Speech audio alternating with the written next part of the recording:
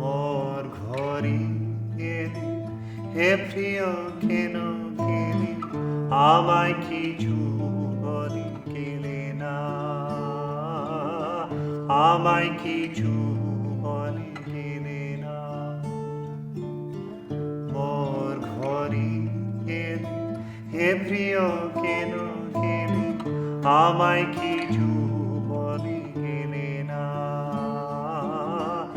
আমায় কিছু বলে গেলে না। এই আশা আশা নয়, মন ভরা নয়, এই আশা আশা নয়, মন ভরা নয়, মনের কথা বলা হলো না, আমায় কিছু বলে গেলে না। মোর ঘরে এলে হে প্রিয় কেন গেলে, আমায় কিছু বলে গেলে না, আমায় কিছু বলে গেলে না।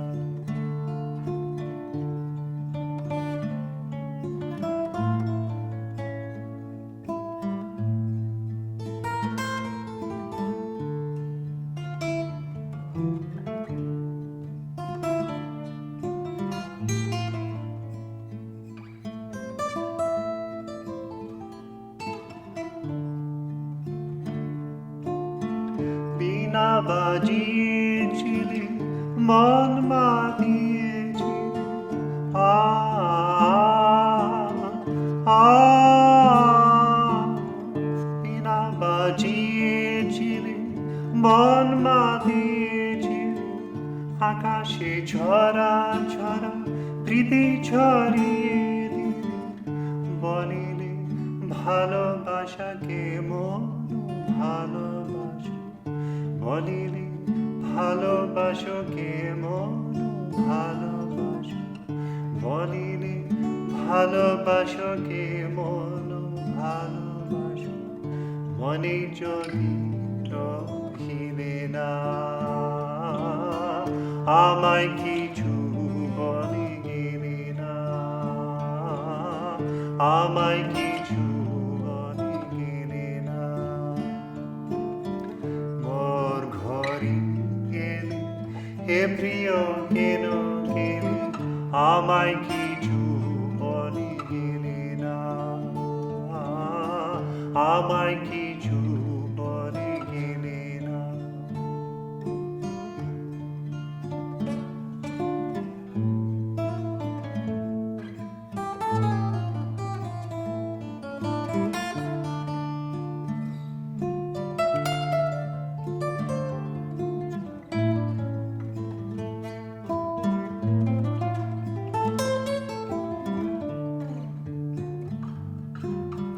তোমাদি আমাদি শত যোজন আ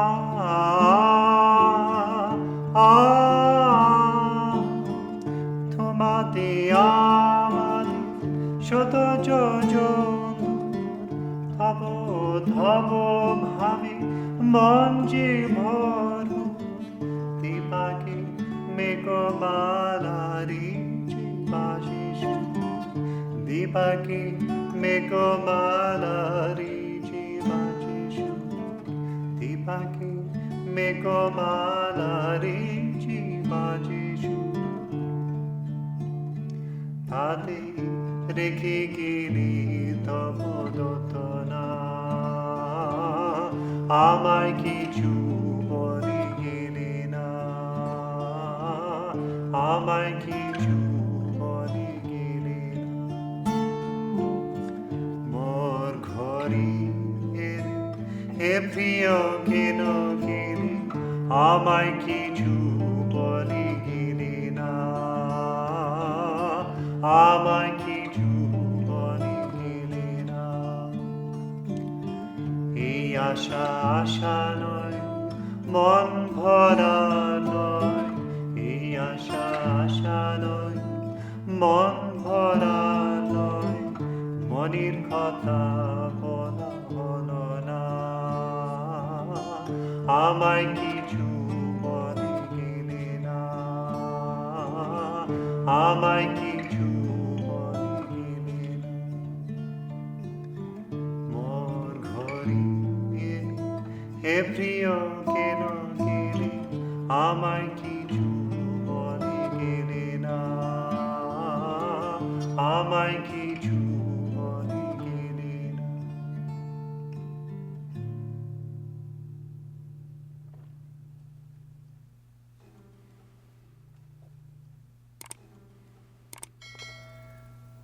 মোর ঘরে এলে, হে প্রিয় কেন গেলি, আমায় কিছু বলে গেলে না।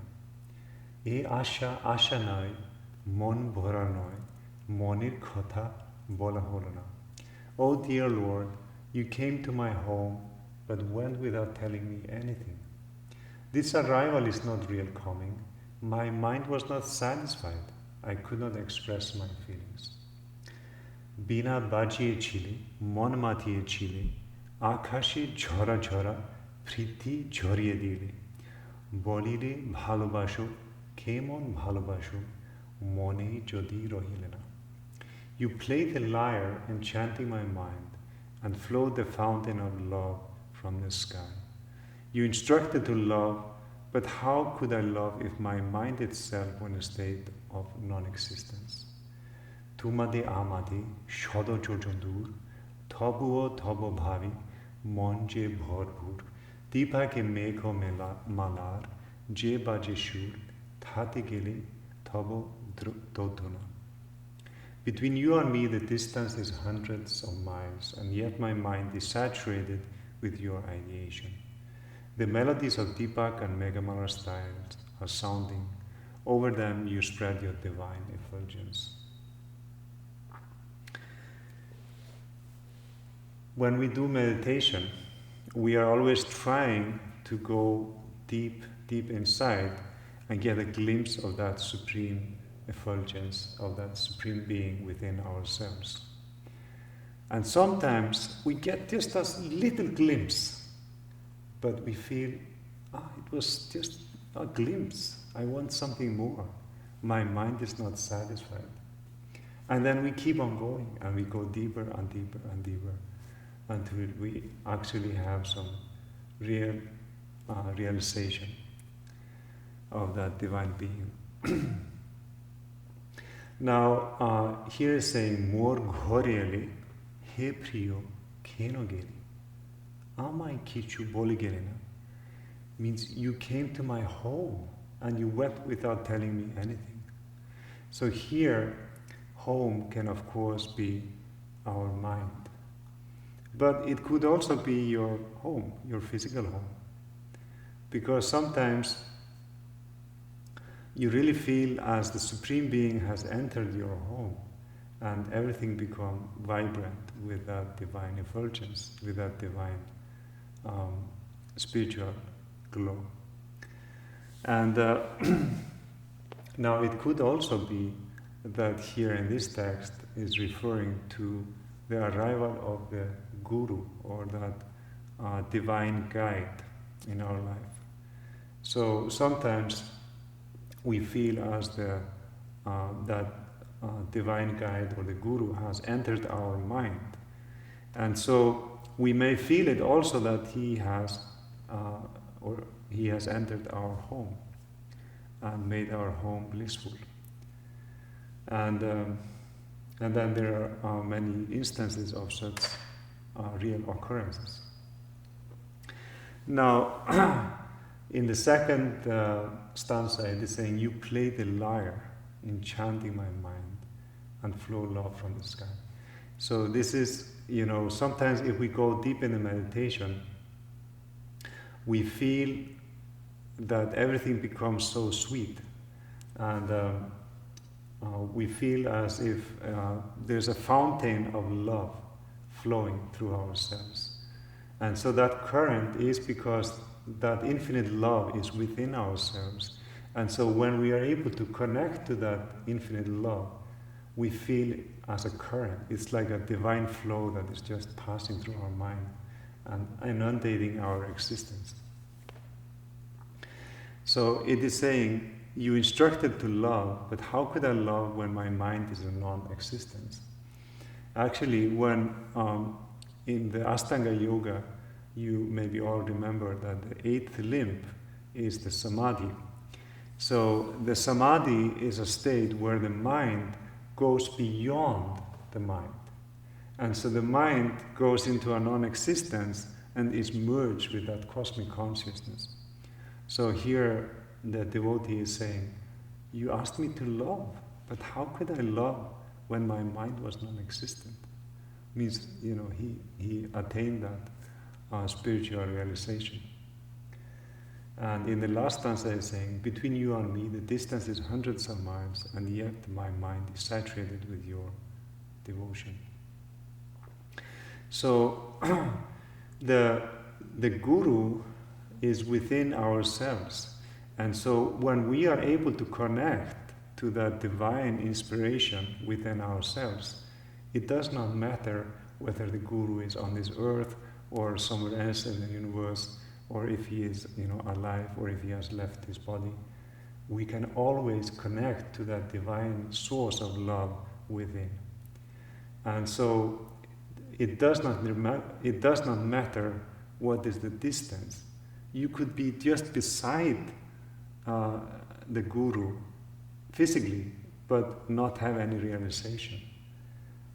But if you have that realization, it does not matter whether you are physically present or if you are hundreds of miles, or even if he is not present on this earth.